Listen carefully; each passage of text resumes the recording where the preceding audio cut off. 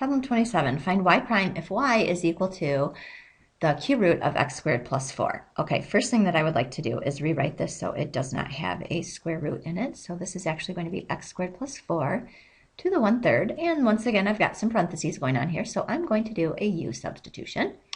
And once I do that, I will take the derivative, bump your 1/3 out front, so it'll be 1/3 u. And then if I subtract 1 from 1/3, I will get negative 2/3, and then multiplied by the derivative of what's on the inside, which is 2x. So now, if I rewrite it, I'm going to have 1/3 x squared plus 4 to the negative 2/3 times 2x. And now, since this is a negative power, I'll move it down to the bottom with the 3. So on the top, I'll have 2x, and then on the bottom, I'll have the 3, and then I'll also have x squared plus 4 raised to the positive 2/3 power now. Okay, 28. Find dy dx, which would be the derivative, if 2x squared y plus 2y squared equals 4x. Time for some implicit differentiation. All right, this right here I notice is a product, so I've got to use the product rule, f and g. F prime, the derivative of 2x squared is 4x. G prime, the derivative of y is 1 dy dx. So that's where the dy dx goes on that part. Okay, so f prime times g, so it's going to be 4x times y plus f times g prime. So 2x squared dy dx. And then plus the derivative of 2y squared will be 4y dy dx. And then equals the derivative of 4x is 4. So now anything without a dy dx, we're going to get over to the other side. So I'll subtract this. So I'll get 2x squared dy dx plus 4y dy dx is equal to 4 minus 4xy. And then the next thing, these both have a dy dx, so I'll factor that out. Okay, now my next thing I'd like to do is to divide by the 2x squared plus 4y. So I now will have dy dx is equal to 4 minus 4xy all over 2x squared plus 4y. Now, if you are an achiever and really want to make this simplified, that's what I'm going to do next, so it's up to you. I'm going to factor a 4 out of the numerator, and that's going to give me 1 minus xy. I'm going to factor a 2 in the denominator, so it will be x squared plus 2y. And then I notice that the 4 and the 2 will cancel and make 2. So my other derivative that I could have for an answer would be 2 quantity 1 minus xy over x squared plus 2y. I will be satisfied with either form of that derivative that you get. All right, 29.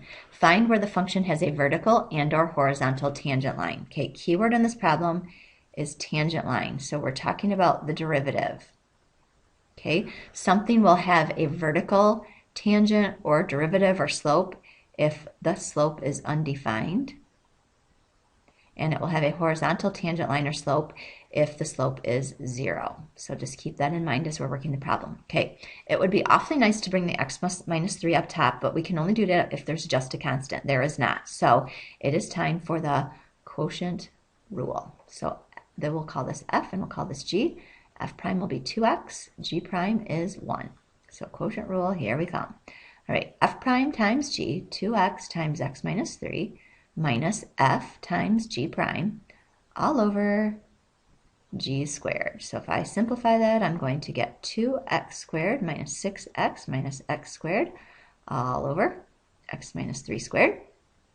And that final derivative is going to be x squared minus 6x over x minus 3 squared. All right, if I'm looking for a horizontal tangent line, I'm looking for where does the derivative equal 0? Well, the derivative is going to equal 0 when the numerator equals 0. So I'm going to set the numerator equal to 0. I'm going to factor that.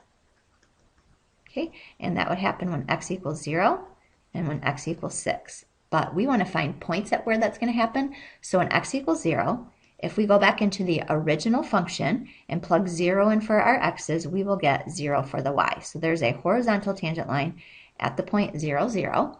And then if I plug 6 back into this function, I'll get 36 over 3, which is 12. So my y value will be 12. So a horizontal tangent line is also going to be at 612. So that's my horizontal. Okay, my vertical would be where the derivative is undefined. Well, the derivative is going to be undefined when the denominator is equal to 0. So I could square root both sides. So I'll get x minus 3 equals 0. That's going to occur when x equals 3.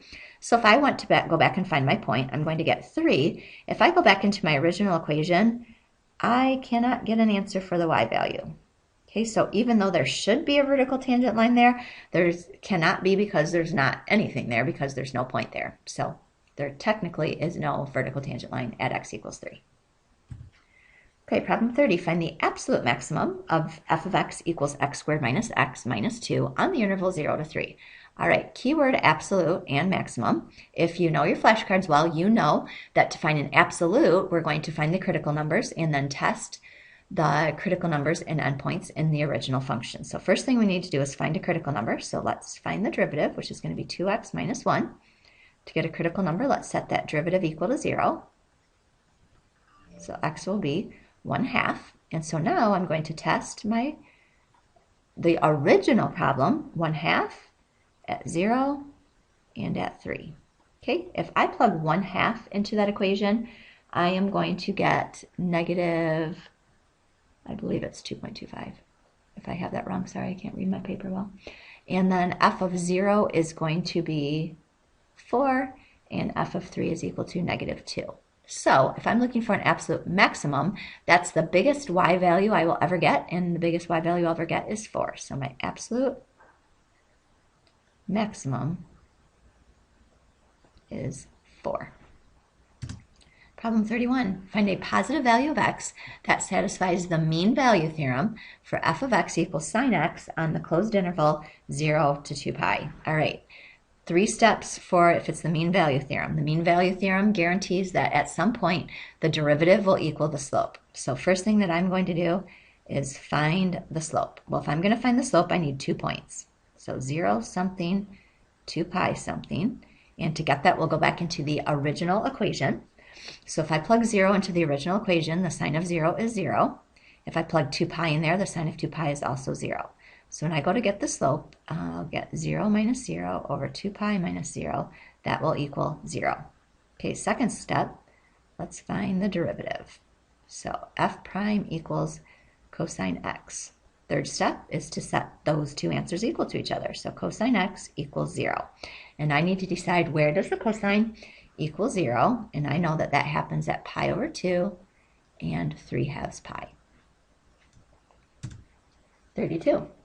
Discuss the following about f given a picture of f prime. Increasing, decreasing, where relative maximums or minimums occur, concavity, points of inflection. Whew. Okay, so first of all, I'm going to look at f prime because that will tell me about increasing and decreasing in maximums. So -2 and 3 is where f prime equals 0. If I'm going f prime to f prime, I'm just looking at above and below. So f prime is above the x-axis before -2, so I'm going to put a positive there. Between -2 and 3, it is still above the x-axis, and after 3, it is below.